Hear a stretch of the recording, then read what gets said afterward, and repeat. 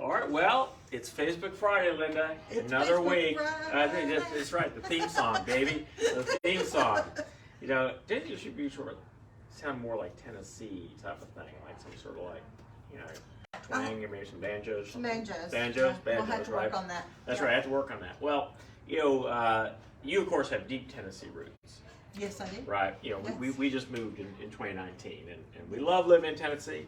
Wonderful state, and we love it so much that we were trying to figure out, as we had done some painting here at the office, and we wanted to put up some new artwork, we would go, Allison suggested, let's lean into the Tennessee theme, the theme like of the it. Smoky Mountains. So we have our new lantern press canvas artwork here, you know, these nostalgic looking classic depictions here of the Smoky Mountain National Park and Cades Cove and bars, right? Mm-hmm. Bars. For the bar in the Do woods. you like bars?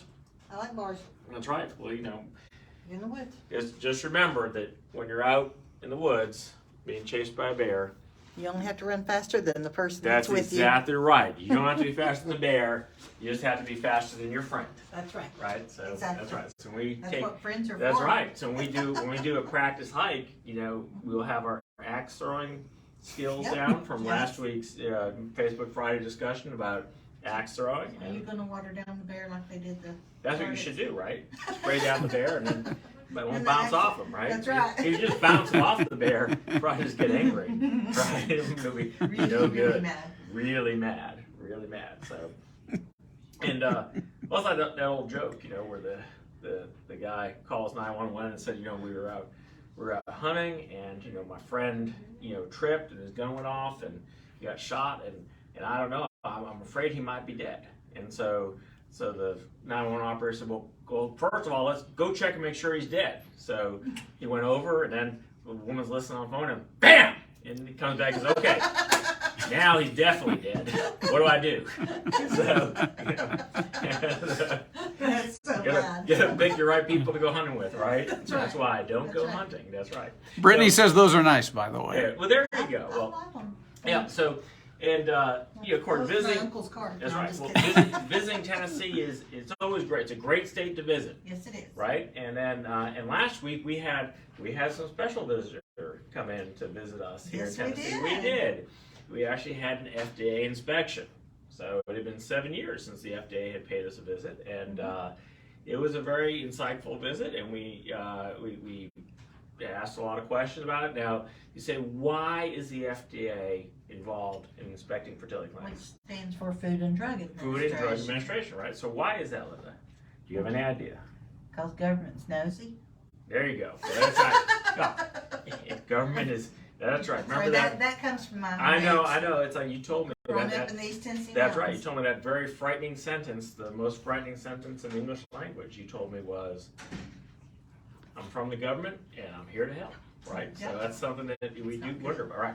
So the FDA has been involved with egg, sperm, and embryo donation since 2005, and of course the FDA is charged with public health, right? And that was concern is, and I remember, I mean, and there's certainly some stuff that has gone in the past that's a little bit loosey goosey, right? I remember as a resident at Stanford. Oh, We had sperm donors at Stanford that were Stanford undergraduates. Oh. They carried a pager, and when a patient was using donor insemination, the guy got paged, and he would come and leave his deposit at like the back door. And honestly, assume that somebody checked that guy's ID to make sure that was the right guy. And I was a resident. I don't know. I mean, it really was not involved, but I mean, that was sort of the level of things as to how they were done. And the concern was, of course, with viral illnesses like HIV and hepatitis, that may not be so great, right? If your donors carry those diseases, clearly, if you do artificial insemination with sperm like that, then that could create a problem now. So that's why the move was to then freeze all sperm and to then have the FDA sort of step in to regulate sperm banks and frozen sperm. We don't do any donor inseminations here with anything, so it's not an issue at our clinic, but you know, the concern was sort of how to protect the public safety. And so then they kind of branched from that donor sperm and say, well, we should deal with donor egg too. And now eggs, much less likely to somehow transmit a Really? disease, because if you're being an egg donor, we don't do egg donation here either, but again, the egg itself, there's really no way really for the virus to be there. It's not the same as doing artificial insemination with donor sperm, where there's clearly virus that could be there. So then the embryo, of course, is many steps beyond that. And so the FDA initially was like, well, we're going to treat embryos kind of the same way we treat eggs. And so you have to sort of go through this donor eligibility determination. And then there was some pushback and said, well, we don't want to prevent anybody from using an embryo. So if a couple was willing to relinquish their embryos, we didn't want to prevent somebody else from coming by and adopting those embryos. So then they sort of kind of drew back on those rules, saying, well, try to have the donors checked. But of course, the reality is, if you made the embryos in 1998, and then you contracted something 10 years later, and that's when your person was checked. When the embryos were created, it doesn't tell you what the embryos were because, so again, that's why the FDA said, listen, try to get your donors tested, but ultimately, if you can't get the donors tested, it's okay. You can still use the embryos. And if the testing shows a problem, you can still use the embryos. And if they're positive things, you can still use the embryos. Why test them? Well, that raises the question of saying, okay, if you can use the embryos if you don't have testing, and if you can use the embryos if you do have testing, and you can use the embryos if you do testing to find something, and you can still use the embryos, then why do any of it?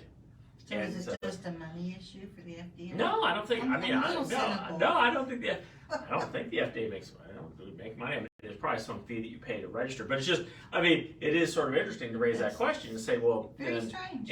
And so we actually asked the inspector. They said, well, that's a really good question. And because I said, we're kind of unique. We don't use donor egg. We don't use donor sperm. We don't use gestational carrier. And he said, you don't? I said, no. The only thing we're doing at Southeastern is the embryos are coming through the ANDC. National Embryo Donation Center. So he's like, oh, that's interesting. Yeah. So that's kind of unique. So then he said, well, I'll call 2 other people from the FDA, and then they spent an hour and a half talking, and then he came back the next day. So, okay, now I think we know what we're going to talk about and how we're going to look at it, because you guys are just so different, and we are. We are. We're unique. We're different. We're like in a special class, Linda. Yeah. I've been there before. You've been there. You've been in special class. So we're outstanding in our field, like literally out there standing in the field, all by ourselves. So we are swimming upstream, baby. So and again, that's it, because we don't use donor egg, we don't use donor sperm, we don't use gestational carrier. These are all the things the FDA is very interested in, and where I guess there could be certain risks. Whereas with the embryos, which is the only thing we do on that list, they have decided they don't really care about any of it, because they acknowledge that no matter what the testing is, you can always use the embryos, which raises the question of then why are we doing the testing? So anyway, it was interesting. We had a lot of interesting discussions back and forth, and I found it interesting that they had to call and have that conference that they had with their people. Right. Well, because to find out what they because there's nothing else to inspect, right? Because right. I think if you don't use donor egg, you don't use donor sperm, you don't use carriers, then those are all the things they actually care about. But we're not doing any things that they really care about. And the only thing that they sort of care about, they don't really care about, because no matter what the testing is, you can still use the embryos. So again, we are just, he was like, oh, that's interesting. So we're just special. We're special. We're special. Yeah, interesting. Yeah, that's right. Special and interesting. That's right. So it's like, it's like going on a date and say, well, she's got a great personality. So there you go. Real nice. Yeah, real nice. Bless her little heart. Yeah, anyway. But anyway, so it was interesting. And he got to visit, lovely East Tennessee. Yes, he did. So I think he had a good time, and he sampled. And I'm sure he learned some stuff. I think he did. He did. So and maybe he'll go tell people about our embryo adoption program. He might. He said this is, a really a great thing, and in terms of, you guys are really doing such great work to try to, follow these regulations, and we know it's kind of hard to interpret that, and you are really just making this super effort to do that. Because we don't. I think that right now, it does raise the question that might change at some point. You might say, well, if the FDA doesn't care, then should we care? Right. I mean, if there really is almost no risk to receiving those embryos, like why are we testing donors decades after the embryos were frozen? I mean, it is a reasonable question to ask. And so that might be, someday we might revisit. That would certainly help the cost of it all. But it is an interesting question. And again, they're like, oh, that's interesting. But we're the only. We're testing, right? Right, we're testing. We are making our best efforts to test. I mean, obviously, if we have situations where somebody sadly has passed away, can't test them, or we just can't reach them. I mean, so again, and the patients are informed of that, of course, as they receive the embryos. Those are the things that have been done. But it's a good question. So for the most part, these embryos that were donated to us, were they tested, the sperm donor and egg donor, whether it was a married couple or not, were they tested before they put their embryos That's into an storage? excellent question. So if they used an egg donor, they had to go through all the testing, just the FDA. Because That's of what the their egg FDA is donor inspecting study, yes. for, right? And they use a sperm donor. Again, the FDA is, so those all the testing was done, and you don't have to do any follow-up. Okay. But if it was a donor egg and then the husband, he had probably some testing, but his testing wasn't done the same way you would test like a sperm donor. And so his testing was done because just the clinic might have their own policy. But the embryos were not created with the idea that they would be then given to somebody else, right? They were created by that couple with their plan, they would come back and use them. So in this situation then, the FDA said, well, in follow-up, you can look at the tests that were done, and then you can do the tests that weren't done initially by the couple and try to kind of fill in the blanks. But remember, of course, it could have been decades in the past, so it raises again the question, testing the guy in 2022 for embryos that were created 10 years ago, I mean, or 25 or 20 or 27 or 30. So yes, these are all. So I mean, it raised a lot of good questions, and I think the FDA has come a long way. I mean, they have come from really forcing clinics to really do the full sort of donor eligibility determination, then declare the embryos to be ineligible, then have to fill out an exemption form so they could adopt them. They've kind of taken down a lot of barriers, which is really helpful in terms of that. But I guess that the question is, at some point, do you just draw back on any testing?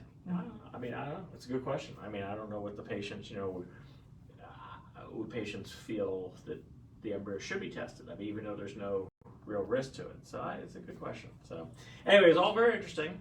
What is it you sound saying out loud? Something to make you say, yes. Something to think on. So anyway, but it's great to come visit East Tennessee for all of our, for those who are watching Facebook Live from around the country and around the world. From Michigan, from Michigan, from wherever, this is what you're missing when you're not here in East Tennessee with us, right? 60-degree weather yesterday. Beautiful day. Beautiful day. All right. Well, this weekend you're off. Yes. I'm here with Mary.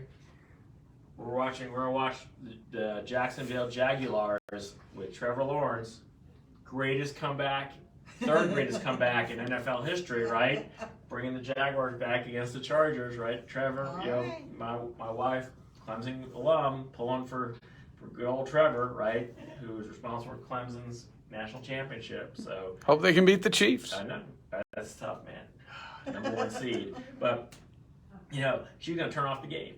I mean, in that game, did you see that game? Just can't get over that. Game. I mean, in that game, don't care, but Jacksonville, one of the Jacksonville players got doinked on the head with the punt. Okay, the ball was coming down, he was running back. Okay, and it hit his head, and then rolled to the 1 yard line. And the Chargers pounced on it. I mean, when your player gets doinked on the head with the ball and it goes, I mean, that's when you just kind of like say, okay, let's not even play the second half. I mean, that's right? And let's not even play the second half. And then they came back and won, right? So don't give up, right? Don't give up, It's right? not over You till doinked it's over. on the head, don't give up, right, Linda? That's right. We're not going to give up. All right. Well, anyway, y'all have a wonderful weekend, and next Friday, Next Friday. we'll hear. Well, I think All right, we'll see. All right, we'll see y'all. All right, well, this is Dr. Gordon Linda saying goodbye from Southeastern Fertility Facebook Friday. Happy Friday. Goodbye.